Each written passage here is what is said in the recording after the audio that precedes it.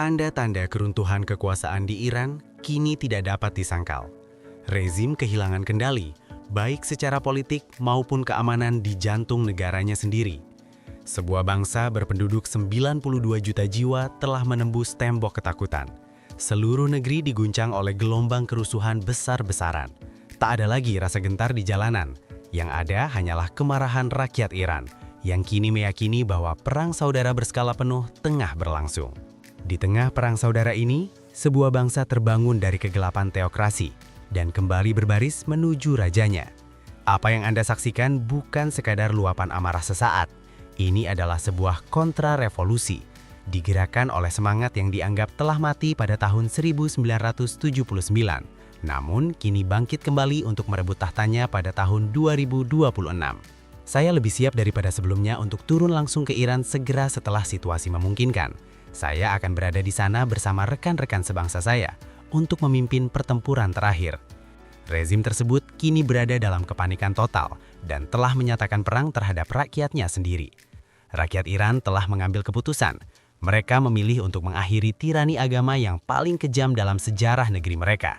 Ini bukan langkah kembali ke otokrasi, melainkan kembali ke akar jati diri bangsa. Maka muncul pertanyaan, mengapa Syah? Mengapa jutaan orang kini menyerukan kembalinya dinasti yang mereka gulingkan lebih dari 40 tahun lalu, sambil meneriakan, matilah diktator? Jawabannya jelas, ini bukan pilihan politik semata. Ini adalah pilihan antara peradaban dan barbarisme. Ini adalah penolakan total terhadap revolusi 1979, terhadap ideologi yang dibawa oleh Khomeini, dan terhadap fondasi utama keberadaan Republik Islam. Rakyat Iran ingin menghapus 47 tahun terakhir dari sejarah mereka, menyebutnya sebagai mimpi buruk panjang yang ingin segera mereka akhiri. Di mata rakyat, Pangeran Reza Pahlavi bukan sekedar seorang tokoh. Ia dipandang sebagai simbol masa depan, modernitas, dan kehormatan nasional yang telah dirampas. Penerimaannya di Mesir layaknya seorang kepala negara menjadi bukti legitimasi yang semakin menguat di mata dunia. Dan wajah paling berani dari revolusi ini adalah para perempuan. Perempuan-perempuan yang selama puluhan tahun dipaksa mengenakan jilbab, kini membakar kain yang selama ini menjadi simbol penindasan. Saat mereka menari di sekeliling kobaran api, mereka tidak sekadar membakar sehelai kain. Mereka sedang menghancurkan kekuasaan rezim yang telah mencengkeram Iran selama 47 tahun hingga berkeping-keping. Para pria tidak lagi berdiri di depan perempuan untuk melindungi mereka. Kini mereka berjuang bahu-membahu.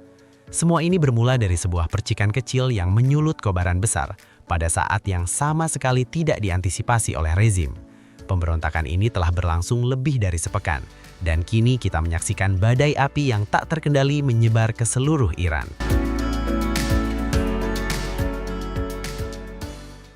Garda Revolusi Islam Iran, IRGC, beserta milisi kepungannya, yang selama ini dipropagandakan sebagai tangan besi rezim, mengalami disintegrasi cepat di wilayah-wilayah strategis hanya dalam waktu 7 hari. Data lapangan yang telah diverifikasi, dikombinasikan dengan intelijen sumber terbuka, menunjukkan bahwa lebih dari 70 kota secara simultan telah lepas dari kendali rezim. Skala ini jauh melampaui kekacauan yang sebelumnya dianggap hanya terpusat di Teheran. Peta yang muncul bukan sekadar penanda lokasi protes. Ia menjadi bukti bahwa jalur logistik dan sistem keamanan rezim telah ditutup secara sistematis. Gambar-gambar yang datang dari wilayah MVAT, khususnya, membawa situasi ini ke tingkat yang jauh lebih serius dan taktis. Warga sipil tidak lagi sekadar meneriakan slogan. Mereka secara fisik merebut kantor-kantor polisi, simbol utama aparat represif, dan mengusir pasukan keamanan dari wilayah mereka. Laporan-laporan terbaru menunjukkan bahwa pasukan rezim telah sepenuhnya kehilangan kendali di area ini. Dalam keputusasaan, mereka mulai mengancam rakyat dengan eskalasi konflik. Namun, alih-alih menimbulkan ketakutan, taktik intimidasi ini justru menjadi katalis, memperbesar kemarahan publik, dan mendorong lebih banyak orang turun ke jalan. Contoh paling mencolok dari peperangan asimetris di lapangan terlihat di wilayah Nurabat, Shiraz, serta Provinsi Fars, di mana dinamika kekuatan telah berubah secara drastis dalam hitungan hari. Wilayah-wilayah ini selama ini dianggap sebagai benteng tradisional basis rezim. Namun hari ini, jalanan justru berubah menjadi benteng perlawanan. Berbekal batu dan alat pertahanan sederhana, rakyat menghadapi kendaraan lapis baja rezim serta milisi yang dipersenjatai lengkap. Yang luar biasa, mereka memenangkan bentrokan-bentrokan ini melalui keunggulan jumlah dan kekuatan moral. Apa yang terjadi di wilayah Sheyia dan di gerbang barat Teheran menandai sebuah titik balik taktis. Unit Operasi Khusus Rezim, NOP, awalnya diperkirakan mampu menekan titik-titik tersebut hanya dalam hitungan menit. Kenyataannya wilayah itu justru berada di bawah kendali perlawanan selama berjam-jam, bahkan berhari-hari. Di tengah kegelapan malam, slogan-slogan menggema, "Jangan takut, kita semua bersama." Seruan ini menjadi penanda bahwa perpecahan sosial telah runtuh, masyarakat kini bergerak sebagai satu kesatuan. Di Provinsi Lorestan, warga secara fisik mengusir pasukan paramiliter rezim, Basij, dari wilayah mereka. Peristiwa ini menunjukkan bahwa otoritas negara bukan hanya melemah, tetapi telah secara nyata disingkirkan oleh rakyat. Adegan anggota Basij yang melepas seragam mereka, melarikan diri atau dilumpuhkan oleh warga, menjadi momen-momen simbolis yang menghancurkan ilusi ketidakterkalahkan rezim. Bukti paling jelas dari keruntuhan taktis ini terlihat pada penurunan bendera di kota-kota pelabuhan strategis dan pusat energi seperti Bushehr. Gambar-gambar dari Bushehr tidak sekedar menunjukkan selembar kain yang diturunkan, melainkan runtuhnya klaim negara atas kedaulatan, simbol kekuasaan yang paling kasat mata di wilayah tersebut. Dengan gedung-gedung pemerintahan terbakar dan kantor-kantor provinsi diduduki, para pejabat rezim yang panik mencari jalan keluar menjadi bukti akhir bahwa konsep otoritas negara telah lenyap dari lapangan. Ada dua pilar utama yang menopang kelangsungan sebuah rezim, ekonomi dan keamanan. Di Iran, kedua pilar tersebut kini runtuh secara bersamaan. Yang terjadi di sektor keamanan khususnya merupakan skenario mimpi buruk bagi Khamenei. Dalam kondisi normal, setiap pemberontakan akan dihadapi dengan pengerahan tentara dan polisi untuk membubarkan massa serta memulihkan ketertiban. Namun, sebuah foto bersejarah yang diambil di kereta bawah tanah Teheran menunjukkan bahwa realitas telah berubah secara fundamental. Dalam foto tersebut terlihat dua personil militer berseragam tidak membawa bendera Republik Islam, melainkan bendera singa dan anak singa, simbol era Shah. Ini bukan sekadar tindakan pembangkangan individual. Ini adalah bukti nyata bahwa rantai komando di tingkat bawah militer telah retak dan bahwa loyalitas tidak lagi tertuju pada kepemimpinan teokratis, melainkan pada akar sejarah bangsa. Jika seorang prajurit saat mengenakan seragam resminya memilih mengibarkan simbol monarki yang ingin ia pulihkan, alih-alih bendera rezim yang seharusnya ia bela, maka permainan pada dasarnya telah berakhir bagi rezim tersebut. Senjata terbesar kekuasaan, rasa takut, telah berpindah pihak. Dahulu rakyat takut pada Garda Revolusi. Kini justru para anggota Garda Revolusi yang takut turun ke jalan dengan mengenakan seragam mereka. Di banyak kota, terutama di pinggiran Teheran dan wilayah pedesaan, muncul laporan tentang pasukan keamanan yang berusaha melarikan diri dengan pakaian sipil, meninggalkan kendaraan dan pos mereka. Fenomena ini menandakan runtuhnya kepercayaan internal terhadap keberlangsungan rezim. Dari sisi ekonomi, situasinya tidak kalah parah, bahkan dapat disebut sebagai bencana. Bursa Efek Teheran mengalami kejatuhan tajam. Nilai rial berada di titik terendah dalam sejarahnya, sementara para pemilik toko menutup usaha mereka dan menghentikan aktivitas ekonomi. Penutupan ratusan toko di Teheran dan Isfahan menunjukkan satu hal yang sangat krusial. Kelas pedagang tradisional, para bazari, yang selama puluhan tahun menjadi tulang punggung ekonomi dan politik rezim, kini juga telah berpaling. Ketika bazar tutup, itu bukan sekadar krisis ekonomi. Itu adalah sinyal runtuhnya legitimasi.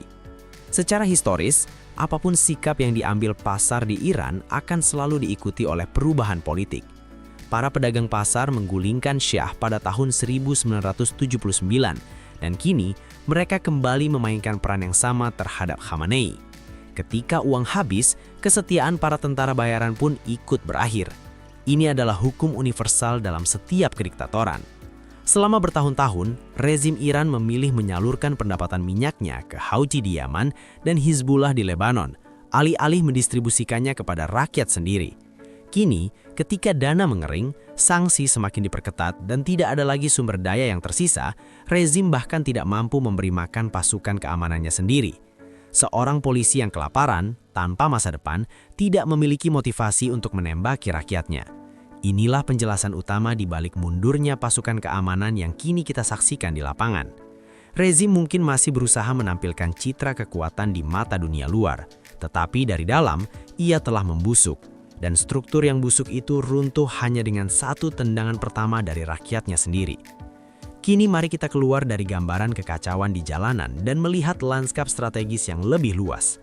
Apa yang sedang terjadi bukan sekadar krisis sementara, melainkan kekalahan strategis yang tak terelakkan bagi rezim Khamenei dan ideologi radikal yang menopangnya. Tidak sulit membayangkan suasana di dalam istana Khamenei saat ini. Kepanikan murni. Penampilannya di televisi pemerintah berteriak, "Kami tidak akan mundur menghadapi musuh. Kami akan membuat mereka bertekuk lutut." Bukanlah cerminan kekuatan seorang pemimpin yang berkuasa. Itu adalah napas terakhir seorang diktator yang terpojok. Menggalang massa untuk meneriakkan slogan anti-Amerika dan anti-Israel bukanlah demonstrasi kontrol, melainkan tanda kehilangan kendali. Yang tidak dipahami atau enggan dipahami oleh Khamenei adalah satu hal mendasar. Kerumunan yang ia sebut sebagai musuh itu tidak lagi berada di luar negeri. Mereka kini berdiri tepat di depan gerbang istananya sendiri. Dan ironi terbesar dari semua ini adalah bahwa rakyat Iran justru meminta bantuan dari negara-negara yang selama puluhan tahun dilabelinya sebagai iblis. Sebuah peristiwa langka dalam sejarah sedang berlangsung. Warga Iran kini secara terbuka di jalanan maupun di media sosial memohon kepada Israel dengan satu seruan yang belum pernah terdengar sebelumnya. Tolong hentikan rezim ini, bantulah kami. Ini merupakan pukulan terakhir dan paling telak bagi legitimasi ideologis rezim Khamenei. Ketika sebuah bangsa memandang musuh terbesar pemerintahnya sebagai calon penyelamat untuk menyingkirkan pemerintah itu sendiri, maka rezim tersebut pada dasarnya telah tamat. Rakyat Iran tidak berperang untuk Yaman atau Lebanon. Mereka berjuang untuk kebebasan mereka sendiri. Dengan meneriakkan, "Bukan Gaza, bukan Lebanon, hidupku untuk Iran." Mereka merobek seluruh kebijakan luar negeri rezim dan menghancurkan mitos poros perlawanan yang selama ini dijadikan pembenaran ideologis. Faktor eksternal yang tak kalah menentukan adalah kembalinya Donald Trump. Kembali berkuasanya Presiden Trump dan pemberlakuan ulang kebijakan maximum pressure terhadap Teheran telah memutus jalur kehidupan rezim. Setiap upaya pembantaian terhadap para demonstrasi yang oleh Khamenei disebut sebagai provokator, kini beresiko dianggap Washington sebagai pemicu langsung konflik internasional. Di Inggris, pernyataan beberapa anggota parlemen seperti Adnan Hussein yang memperingatkan, jangan campur tangan di Iran, itu akan menyebabkan krisis pengungsi, justru menunjukkan betapa terputusnya sebagian elit barat dari realitas di lapangan. Sebaliknya, pembebasan Iran berpotensi menciptakan arus migrasi balik, memungkinkan jutaan warga Iran kembali ke tanah air mereka. Dunia perlu bersiap melihat Iran bukan lagi sebagai sumber pengungsi, melainkan kekuatan ekonomi dan budaya yang bangkit kembali. Dampak lanjutan dari gempa geopolitik ini akan terasa di seluruh kawasan, Lebanon, Yaman, dan Suriah. Ketika Teheran runtuh, Hizbullah tidak lagi mampu membayar gaji dan Houthi kehilangan kemampuan untuk meluncurkan misail. Ketika kapal tenggelam, sekoci penyelamat tidak memiliki peluang untuk bertahan. Setiap kantor polisi yang terbakar di Teheran sejatinya menandai terputusnya pendanaan terorisme global. Apa yang kita saksikan saat ini bukanlah krisis sementara, dan bukan pula pemberontakan yang bisa dengan mudah dipadamkan. Ini adalah momen final, runtuhnya sebuah era. Asap yang membubung di langit Teheran pada malam-malam itu bukan sekadar sisa kerusuhan, melainkan simbol upacara pemakaman politik rezim Khamenei. Rakyat Iran kini berusaha memperbaiki kesalahan sejarah yang terjadi 47 tahun lalu dengan darah, air mata, dan keberanian yang tak tergoyahkan. Musim dingin yang panjang dan gelap yang dimulai pada tahun 1979 berakhir di malam-malam berapi tahun 2026. Kembalinya Syah bukan sekadar pemulihan sebuah dinasti, ia dipersepsikan sebagai kembalinya Iran ke dunia yang beradab, kepada akal sehat, sains, seni, dan masa depan yang bermartabat. Ancaman Khamenei, senjata berkarat garda revolusi dan propaganda rezim yang runtuh kini kehilangan daya. Karena ketika waktunya tiba, tidak ada kekuatan yang mampu menghentikan sebuah ide. Dan ide itu sederhana, Iran adalah milik rakyat Iran, bukan milik satu rezim, satu ideologi, atau satu keluarga kuasa. Peristiwa ini mungkin belum sepenuhnya berakhir. Konflik bisa saja berlanjut, tetapi sejarah telah menjatuhkan fondisnya. Teokrasi telah mati.